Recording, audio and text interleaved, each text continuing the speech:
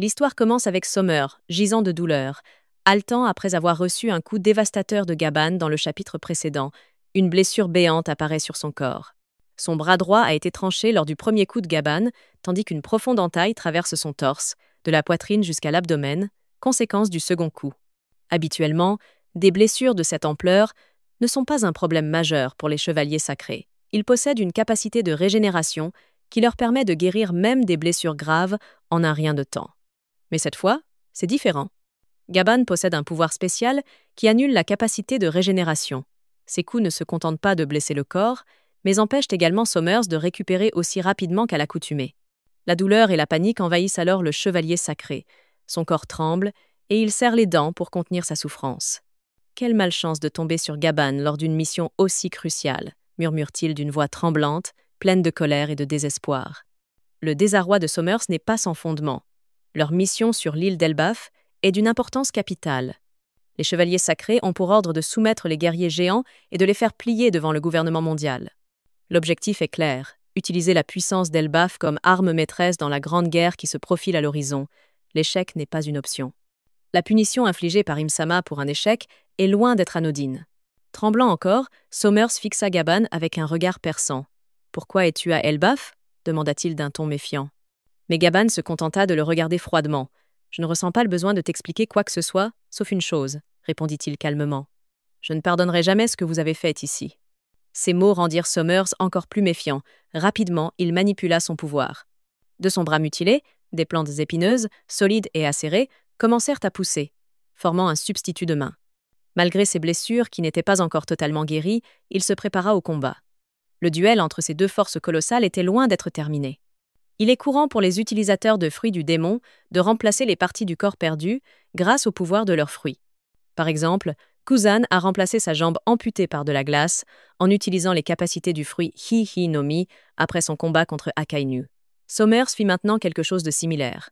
Après avoir perdu son bras sous le coup de Gaban, Sommers créa une main de remplacement à partir de plantes épineuses, le résultat du pouvoir de son fruit du démon. Cette nouvelle main était rugueuse et dangereuse, ressemblant à une plante carnivore prête à saisir sa proie. Les blessures sur sa poitrine et son abdomen furent grossièrement recousues avec des lianes épineuses, arrêtant ainsi l'hémorragie qui l'avait presque fait chanceler. À présent, Sommers se tenait de nouveau droit, prêt à affronter Gaban, qui restait calme et immobile devant lui. Avec une masse en fer unique en main, Sommers lança une série d'attaques incessantes. Mais Gaban, avec des mouvements qui semblaient détendus mais étaient en réalité mortels, réussit à parer chaque coup à l'aide de son arme emblématique de marin. Ce combat n'était pas seulement une question de force brute, c'était une question de fierté. Sommer aurait pu demander de l'aide à ses deux camarades, Gunko et Gillingham, mais il choisit de se battre seul. Son orgueil était trop grand pour lui permettre de montrer une quelconque faiblesse devant ses subordonnés. Il était le plus ancien des chevaliers sacrés, le seul encore en service depuis l'incident de God Valley, il y a 38 ans. Quand il avait dit à Gaban « Cela fait longtemps », ce n'était pas une simple formalité. Les deux hommes partageaient une histoire ancienne, une histoire sombre et douloureuse sur la terre de God Valley. Aujourd'hui, le destin les réunissait à nouveau, non pas comme alliés, mais comme ennemis. Sommer voulait régler tout cela seul. Il souhaitait que Gunko et Gillingham restent concentrés sur leur mission principale, soumettre les géants d'Elbaf pour la gloire du gouvernement mondial. Non loin de là, un autre combat faisait rage, non pas avec des armes, mais avec l'intelligence et le courage. Robin s'efforçait de libérer ses compagnons, Nami, Usopp, Brook et Jinbe, qui étaient encore attachés. Depuis le chapitre précédent, Robin était sur le point de les délivrer, mais l'arrivée de Sommers et ses attaques avait interrompu son plan. À présent, tandis que Sommers s'était occupé à affronter Gaban, Robin vit une ouverture. Leur temps était compté, mais l'espoir n'était pas perdu. La présence de Gaban sur le champ de bataille provoqua un changement majeur. Avec cette légende faisant face à Sommers, Robin trouva enfin une occasion en or pour aider ses amis toujours prisonniers. Pendant que Robin s'efforçait de défaire les liens qui retenaient ses compagnons, Nami murmura « Tout à l'heure, ce chevalier sacré a appelé ce vieil homme Scopper Gaban. Mais n'est-ce pas lui que les géants appelaient Yassan au château d'Horus ?» Elle semblait confuse, mais Robin, qui avait entendu ces mots, répondit calmement « Tu ne te trompes pas, Nami. Scopper Gaban est une figure légendaire. Tout comme Silvers Rayleigh, le bras droit du roi des pirates, Gold et Roger, que nous avons rencontré à Sabaody. » Robin poursuivit ses explications tout en restant concentré sur sa tâche. Gaban et Rayleigh étaient connus comme les bras gauche et droit de Roger. Ils n'étaient pas seulement des combattants, mais aussi les piliers essentiels qui ont façonné l'âge d'or de la piraterie. En entendant cela, Nami resta bouche bée. Alors ce vieil homme, c'est vraiment un membre de l'équipage de Roger? Usopp, qui venait tout juste de retrouver l'usage de ses mains, ajouta. Pas étonnant, ces attaques ont réussi à briser la régénération des chevaliers sacrés. Ce type n'est clairement pas un homme ordinaire. Jinbei, qui se redressait après avoir été libéré de ses liens, intervint d'une voix grave mais empreinte de respect. C'est un grand honneur. Rencontrer Scopper Gaban à Elbaf, c'est comme voir l'histoire vivante se dresser devant nous. Pendant ce temps, de l'autre côté, le combat entre Gaban et Somers atteignait un niveau de tension encore plus élevé. Après un échange intense de coups, Gaban lança une contre-attaque d'une rapidité extraordinaire. Somers tenta de renforcer sa défense en recouvrant son corps de haki de l'armement Buzo Shoku Haki, mais la vitesse de Gaban était bien trop supérieure. En un instant, ses attaques frappèrent Somers de plein fouet. La vieille blessure sur la poitrine de Somers se rouvrit, laissant couler une quantité abondante de sang. Son corps fut projeté violemment contre un arbre massif derrière lui. Essoufflé, il sentit ses forces l'abandonner peu à peu. D'un point de vue stratégique, il était évident que Somers ne pouvait égaler la vitesse de Gaban. Bien qu'il fût un chevalier sacré doté d'une régénération impressionnante et d'une défense avancée, les attaques de Gaban restaient toujours un pas en avance. Pas le temps d'esquiver, ni même de réagir. Scopper Gaban, la légende d'un passé révolu, n'était pas qu'un nom inscrit dans les récits. Sa puissance restait, même aujourd'hui, terriblement effrayante. Au milieu du tumulte de la bataille, Gunko se trouvait dans un endroit où étaient rassemblés les enfants géants, utilisant un Dendenmushi pour contacter Somers. Sa voix haletante laissait deviner qu'il faisait face à un problème sérieux. « Que se passe-t-il » demanda Gunko, visiblement inquiet. Somers, pris au dépourvu, répondit rapidement « C'est une grande catastrophe. » Scopper Gaban s'en mêle. Ces paroles, cependant, n'étaient pas seulement entendues par Gunko. Le Dendenmushi, utilisé par Somers, était encore connecté à Gillingham, et la conversation fut diffusée dans tout le monde du soleil. Les géants qui l'écoutaient s'exclamèrent de joie. Ils connaissaient parfaitement Gaban, cette figure légendaire considérée comme l'une des puissances majeures du passé. En entendant son nom, leur espoir renaquit. Ils étaient convaincus que Gaban pouvait avoir un impact décisif dans la bataille en cours. Mais cet événement était totalement imprévu. Gillingham, qui avait oublié de désactiver le Dendenmushi, connecté au haut-parleur diffusant dans tout le monde du soleil, venait de faire une annonce involontaire. Plutôt, ce Dendenmushi avait été activé pour transmettre les menaces de Somers aux géants d'Elbaf, dont les enfants avaient été pris en otage. Maintenant, les paroles de Somers, exprimées sous pression, ne faisaient qu'attiser la détermination des géants à se soulever contre les chevaliers sacrés.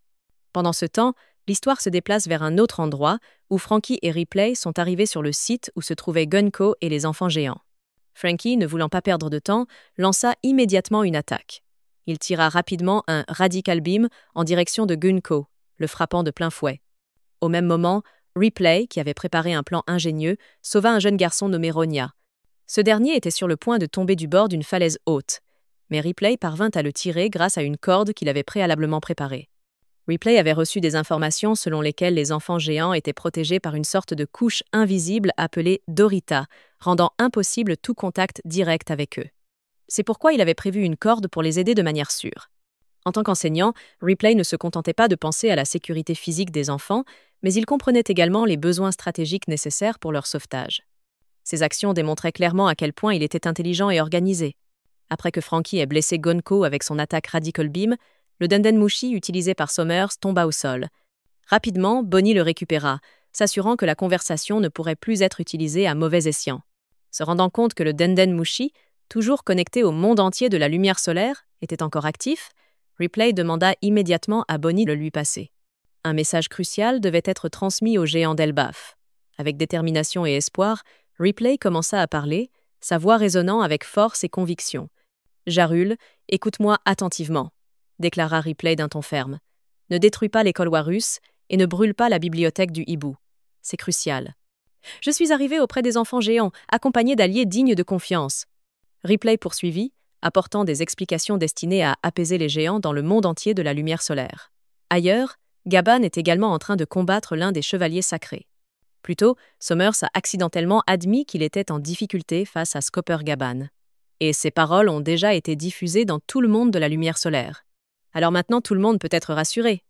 En entendant les paroles de Ripley, Jarul et les autres géants renoncèrent finalement à leur intention de détruire l'école Warus et de brûler la bibliothèque du hibou. Cette décision apporta un certain apaisement à leur cœur, C'était une étape positive, car la bibliothèque du hibou joue un rôle crucial dans l'arc Buff. Elle contient de nombreuses informations précieuses qui pourraient être d'une grande utilité pour l'équipage du chapeau de paille.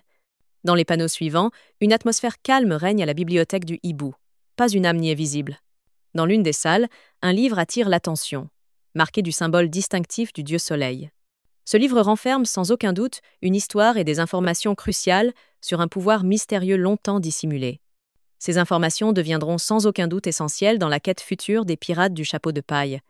Luffy, connu pour ne pas apprécier la lecture, recevra une explication sur le pouvoir du dieu soleil Nika grâce à l'un de ses alliés, que ce soit Robin ou Gaban. Peu importe qui sera le narrateur, les connaissances contenues dans ce livre seront d'une importance capitale pour Luffy. Avec ces informations, il approfondira sa maîtrise du pouvoir immense qui sommeille en lui. De retour sur le lieu où se trouve Gunko, celui-ci s'est remis de l'attaque de Franky grâce à son incroyable pouvoir de régénération. Désormais, Gunko combat avec énergie contre Franky et Bonnie. Peu de temps après, Dory et Brogy arrivent sur place après avoir vaincu plusieurs monstres cauchemardesques qui semettent encore le chaos autour d'Elbaf. Ils ne sont pas les seuls à arriver, car Jarul et plusieurs autres géants sont également présents. Jarul est très inquiet pour les enfants, surtout pour Ylpha, sa petite fille. Avec leur arrivée, Gunko se retrouve encerclé par de nombreux ennemis, mais il ne montre aucune peur et décide d'affronter tous ceux qui se dressent devant lui. À noter que les ennemis de Gunko ignorent encore la faiblesse du pouvoir de régénération des chevaliers sacrés. C'est pourquoi Gunko se sent encore en sécurité malgré son encerclement. Sa régénération rapide lui permet de guérir aussitôt après chaque attaque reçue. De plus, sa puissance au combat est exceptionnelle, renforcée par les capacités du fruit du démon Harunomi qu'il possède, ce qui fait de lui un adversaire redoutable. Un combat acharné est donc à prévoir en ce lieu. Pendant ce temps, le combat entre Gaban et Somers continue. Gaban utilise l'une de ses techniques puissantes. Il libère une grande quantité de haki à partir de sa hache, puis porte un coup tranchant vers Somers. Ce dernier tente de se défendre en utilisant ses plantes épineuses renforcées par le Buzoshoku Haki, mais l'attaque de Gaban lui inflige malgré tout des blessures graves. Voyant que la situation se détériorait rapidement, Gaban décida de demander aux membres de l'équipage du chapeau de paille de quitter les lieux. « Vous devez aider les autres à sauver les enfants et à affronter les monstres qui errent encore autour d'ici », dit-il fermement. Même si de nombreux monstres cauchemardesques avaient déjà été vaincus, beaucoup d'autres continuaient de rôder sur l'île. Robin et les autres acceptèrent de suivre les ordres de Gaban, tout comme Chopper, qui venait de sortir de sa cachette. Dans cette situation de plus en plus critique, Somers décida finalement de contacter Gillingham pour lui demander de l'aide. La situation devenait très défavorable et Somers savait qu'il avait besoin d'un renfort pour faire face. Le combat s'intensifiait et chaque décision prise allait déterminer le cours de cette bataille. L'histoire de ce chapitre 1149 devient de plus en plus captivante et pleine de tension. Lorsque Gillingham arriva enfin pour aider Somers, la situation prit une tournure intéressante. Le combat devint un duel à deux contre un face à Scopper Gaban. Bien que Gaban se déchaînât avec ses techniques puissantes, comme une grande attaque tourbillonnante rappelant celle de Zoro, ce combat montrait clairement à quel point Gaban restait un adversaire redoutable. Le flashback montrant Gaban et d'autres chevaliers sacrés lors de l'incident de God Valley apporte une couche supplémentaire à l'histoire en introduisant un vieux chevalier sacré qui a autrefois affronté Gaban. Cela ajoute de la profondeur au personnage de Gaban, qui n'est clairement pas seulement fort, mais qui possède aussi un passé long et marqué par des combats épiques. La présence de ce vieux chevalier sacré, actuellement à Marijois, me fait penser qu'il pourrait intervenir dans la bataille sur l'île d'Elbaf si la situation venait à empirer. Ce serait certainement un moment important dans l'histoire, car nous savons à quel point ce chevalier est puissant. Très probablement, il sera la clé pour aider Somers, Gillingham et Gunko à faire face à Gaban, si eux-mêmes ne parviennent pas à le vaincre. Je suis vraiment curieux de voir comment l'histoire va évoluer. Les chevaliers sacrés réussiront-ils leur mission ? Ou allons-nous voir davantage de personnages anciens rejoindre le combat sur l'île d'Elbaf ? Ce genre de développement me rend d'autant plus impatient de découvrir la suite. Qu'en pensez-vous ? Quel est votre avis sur l'évolution de l'histoire dans ce chapitre ?